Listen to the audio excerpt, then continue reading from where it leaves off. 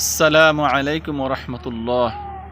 আবু হুরায়রা রাদিয়াল্লাহু তাআলা আনহু হতে বর্ণিত, তিনি বলেন, রাসূলুল্লাহ সাল্লাল্লাহু আলাইহি সাল্লাম বলেছেন, আমার কাছে যদি উহুদ পাহাড় পরিমাণ যদি স্বর্ণ থাকতো, তাহলে আমি পছন্দ করতাম না যে এটা আমার কাছে 3 দিনের অধিক সময় থাকুক। আমি পছন্দ করতাম না যে এই উহুদ পাহাড় পরিমাণ যে স্বর্ণ, এটা আমার কাছে 3 দিনের অধিক পরিমাণ থাকুক। হ্যাঁ, আমি এতটুকু পছন্দ করতাম আমার কাছে থাকুক যেটা আমার ঋণ পরিশোধ করতে লাগে।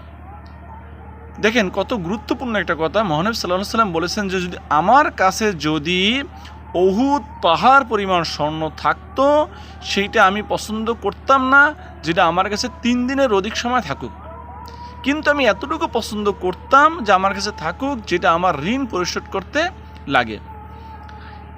এই ঋণ নিয়ে এত কথা কেন বলতেছি? যে আমরা ঋণ পরিশোধ করতেই চাই না।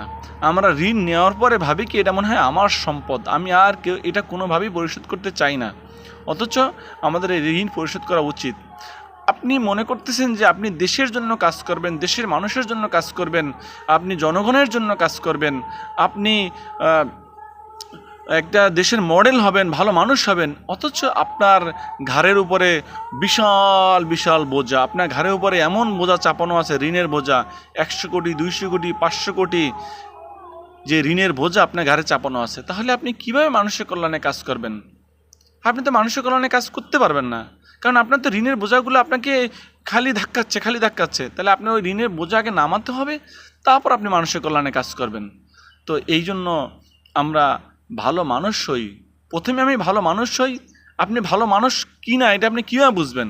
যে ওই ব্যক্তি সর্বোত্তম যে ঋণ পরিশোধ করতে সুন্দরভাবে ঋণ পরিশোধ করে।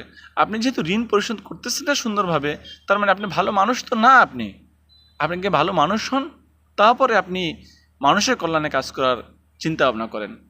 আসসালামু আলাইকুম রহমতুল্লাহ।